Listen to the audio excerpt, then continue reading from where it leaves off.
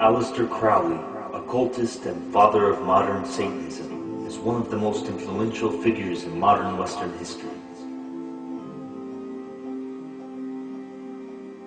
A highly successful British U.S. spy during the first two world wars, Crowley was probably more known for his decadent lifestyle and satanic ideology. He was called the wickedest or most evil man in the world by the press. In 1904, while living with his wife in Cairo, Egypt, Crowley began writing his most influential book, the Book of Law.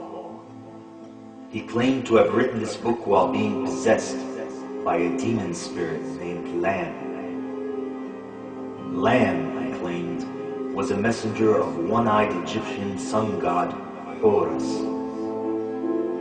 He made a quick sketch of Lam, messenger of Horus.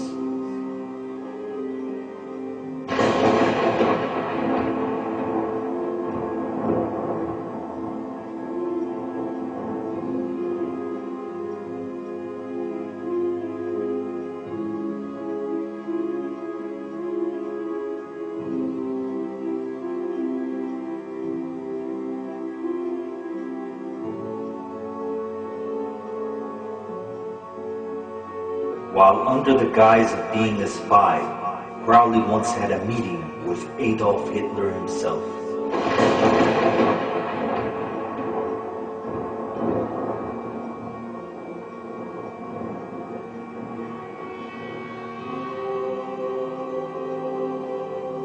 The One-Eyed God's Book of Law is said by many to have directly influenced Hitler.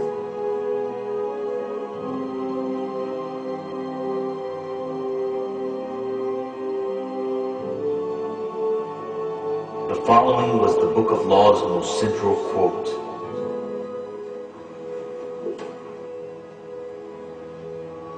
Do what thou wilt, shall be the whole of the law.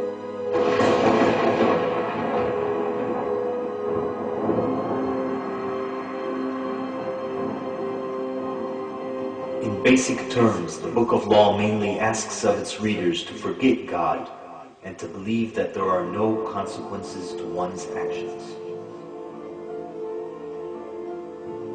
So one must do what thou wilt, and that one should do whatever one wants in order to achieve as much pleasure as one can in this world, since the afterlife is non-existent. With this in mind, it comes as no surprise to learn that Aleister Crowley was a 33rd degree Freemason, one of the highest levels a Freemason can achieve.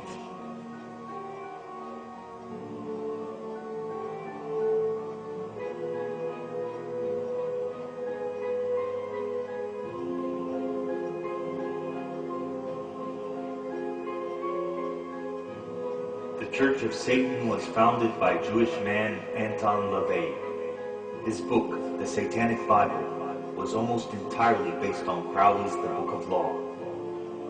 One of the main points made in the Satanic Bible was complete secularization of one's life, a full disbelief in God, and thus a disbelief in the afterlife. As such, a Satanist would work his whole life in achieving the most worldly pleasures he can, believing that this was the only life to live. The fact that religions for thousands of years have been telling people what they should do and what they shouldn't do according to the basic whims of the person who might be running the show is very understandable. We're realists, we Satanists, but we also feel that a person has to be good to themselves before they can be good to other people. So we feel the greatest sin of all is self-deceit. This is a very selfish religion. We believe in greed, we believe in selfishness, we believe in all of the lustful thoughts that motivate man, because this is man's natural feeling. So what we've done is just reverse the procedure. Instead of trying to free ourselves, we've taken all these hang-ups, we've turned them into useful situations. If you're going to be a sinner, be the best sinner on the block. If you're going to do something that's naughty, do it. And realize that you're doing something naughty and enjoy it. I can pursue any kind of lustful desires that I might feel. I can engage in any activities that are so-called sinful activities and not really worry about any ecumenical councils making it right for me to do these things. We feel a person should be free to indulge in all of the so-called fetishes, all of the so-called aberrations that they would so desire. So what is the link between Freemasonry and Satanism? And on the back of the dollar bill, there's a seal on this side. It's called the Great Seal of the United States. What is behind the Great Seal of the United States is a pyramid with one eye. The Masonic Project, which is what they say on the bottom, Novus Ordo Seclorum, and then Annuata Chapters, he is pleased with our project. In other words, the God they believe in is pleased with our project. What is the project? This is the question. What is the project that this God is pleased with? The project is literally the secularization of the world. To completely strip the world from religious beliefs. This is the project, and that is why it is called Novus Ordo Seclorum, a new secular or worldly order. If you translate that into Arabic, it would be a Nizam al-Alami ad-Dunyawi, the new temporal order, the new order of the world. And we know what dunya is in Arabic. Dunya has a negative connotation in Islam. Dunya is the illusory nature of the world. It's the gharura. It's the aspect of the world that deludes you, thinking that you're permanent, thinking that you can transgress, thinking that you're independent from Allah. This is the dunya. Dunya is the illusory element of the world. It's that element that takes people away from the akhirah. And this is Shaitan's game. Perhaps with this in mind, it is interesting to know that many members of the Church of Satan are also members of Hollywood. One of the most prominent images of Satan used in this church is the goat-headed god, Baphomet. It is the head of Baphomet to which the satanic pentagram is designed after. It is also the spirit of Baphomet, which is invoked when flashing the hand gesture of the devil horns.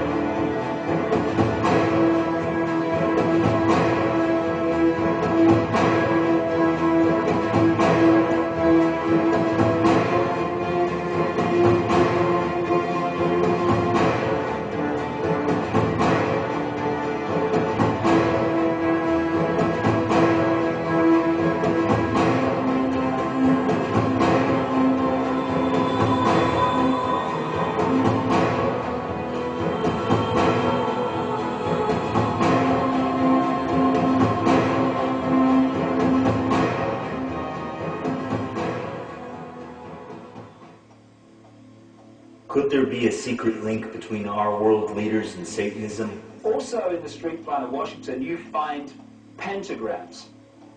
What the Nazis did, however, was take the swastika and turn it round to indicate the negative. It's what they call reverse symbolism in Satanism.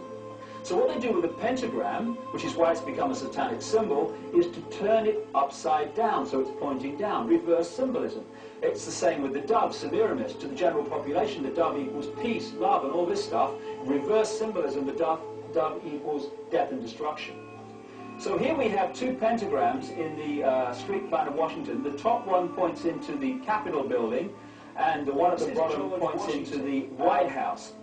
In the last century, they decided they didn't have a decent statue of George, so instead of getting an American to produce one, they ordered it from Italy, from Florence. And when it arrived on the dockside, people were staggered, because here was George, the first president of the United States, depicted naked from the waist up with this cloth over his Bill Clinton's, and then pointing up one arm, pointing down the other. What's going on?